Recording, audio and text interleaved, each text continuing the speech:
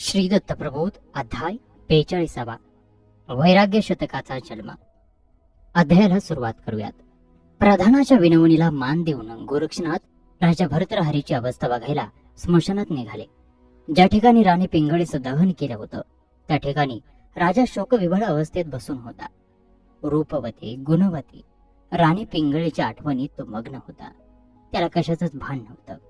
त्याच्या लौकिक जगाच्या जाणीवा लोपल्यासारख्या झाल्या होत्या. दुःखानं त्याच्या साऱ्या संवेदना थिजून गेल्या होत्या. शून्यात नजर लावून पिंगळा पिंगळा करीत तो आक्रोशत होता. स्मशानात आपल्याखेरीज आणखी कोणी आहे याचीही त्याला जाणीव नव्हती. तो आपल्याच विश्वात रममान होता. प्रधानाने विनम्र स्वरात राजाला विनवलं, महाराज, या स्मशानात एक अतिशय वित्पन्न तेजस्वी असे योगीराज आले आहेत. सारे प्रजाजन त्यांना भेटून त्यांचा आशीर्वाद घेऊन गेले आहेत. आपण फक्त त्यांना भेटला नाहीत, त्यांचा आशीर्वाद घेतला नाही. म्हणून अशी विनंती करतो की त्यांना भेटायला आपण चला. त्यांच्या चरणांवर मस्तक ठेवून आपल्या दुःखाचा निराश करून घ्या. राजाला प्रधानाचं बोलणं समजलं. तो अतिशय उदास मनानं गोरक्षनाथांकडे निघाला. राजा येतो आहे असं पाहून गोरक्षनाथांनी आपल्या बरोबर मुद्दाम आणलेली नक्षीदार काचपेटी हातातून खाली टाकून दिली. काचेची ती पेटी खाली पडताच फुटली. त्याचे तुकडे तुकडे झाले. ते तुकडे पाहून गोरक्षनाथांनी मोठमोठ्याने रडायला सुरुवात केली. लहान मुलासारखे ते गळा काढून रडू लागले. स्वतःचा ऊर बडवून घेऊ लागले.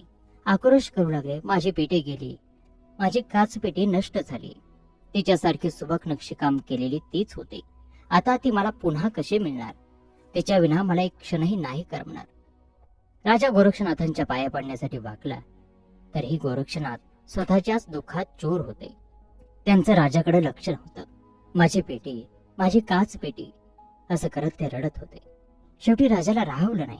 राजानं गोरक्षनाथांना विचारलं, योगीराज, आपल्याला एवढं कसलं दुःख झालं आहे? आपलं काय हरवलं? आपण मला सांगा. मी आपली हरवलेली वस्तू त्वरित आपणापुढे आणून हजर करतो. एवढं दुःख कशासाठी करता? राजा, माझी काचपेटी फुटली. ती अतिशय माझी लाडकी होती. तू मला ती कशी आणून देशील? तिचे तर तुकडे तुकडे झाले. ती गेली. ती गेलेलीच मला हवी आहे.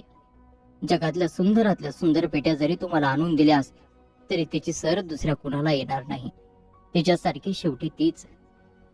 योगीराज, आपण तर प्रत्यक्ष योगसिद्ध, तपस्वी, सर्व परित्याग केलेले, माया मोहाला जिंकून घेतलेली एका शूद्र काचपेटीसाठी एवढे शोकाकुल होता? तेवढे गोरक्षनाथ म्हणाले, राजा, मी माझ्या काचपेटीवर नितांत प्रेम केलं. आज कितीतरी वर्ष ती माझ्या जवळ होती. तिच्या विरहाच्या दुःखानं मी व्याकुळ झालो. योगी असलो तरी मीही माणूस आहे.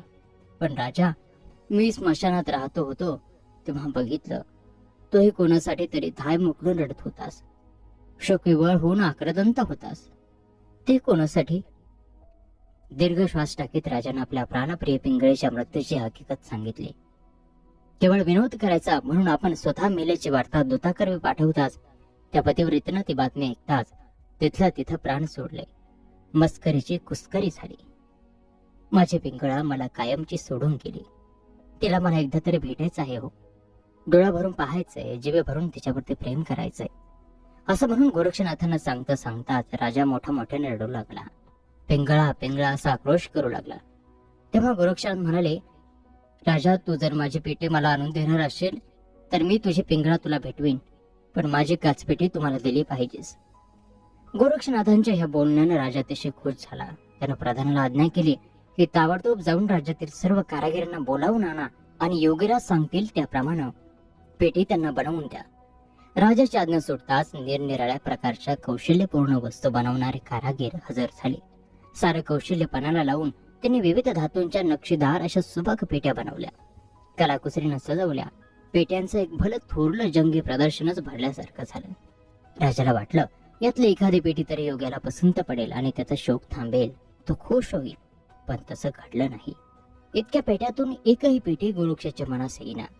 सोन्या चांदीपासून ते थेट हस्तिदंतापर्यंत सर्व धातूंच्या सर्व प्रकार आकाराच्या पेट्या तशाच पडून होत्या आणि गोरक्ष आक्रदंत होते. या साऱ्याच्या ती नाही, माझी काचपेटीच मला हवी आहे. ते मिळाल्याशिवाय मला चैन पडणार नाही. सगळे हताश झाले. राजाही खिन्न झाला. त्याला काय करावं ते सुचेना.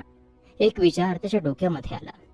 त्यानं चोर झालेले ते काचेचे सगळे तुकडे गोळा केले आणि बेमालूमपणानं ते पूर्वीसारखेच कारागिरांना जोडून द्यायला सांगितले. कारागिरांनी ते जोडली. पूर्वीसारखी पेटी तयार झाली. पण गोरक्षनाथ त्याला हात लावला. ती भंगलेली पेटी मला नको असं म्हणून त्यांनी ती दूर सारली.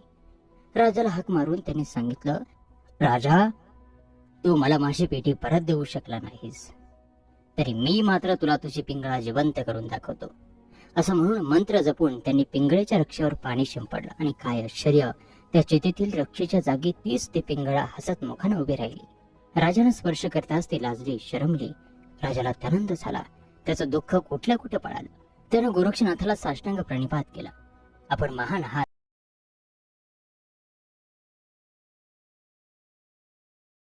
म्हणूनच माझ्या दुःखाचा परिहार करून आपण मला स्वर्गीय सुख दिलं.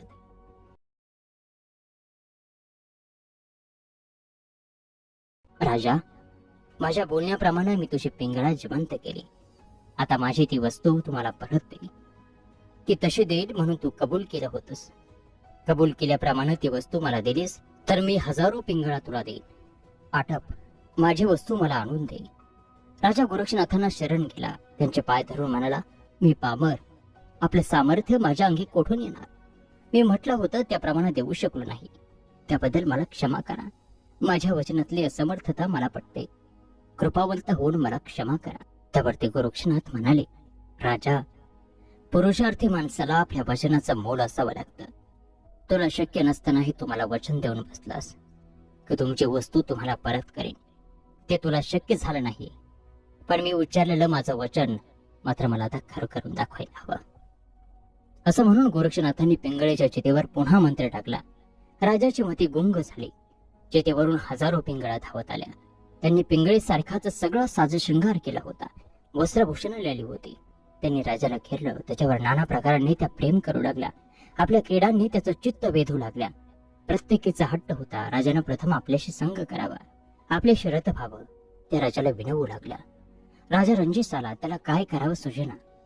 एका पिंगळीसाठी तो वेडा झाला होता, पण अशा अनेक पिंगळाचं तो कसं काय समाधान करू शकणार होता?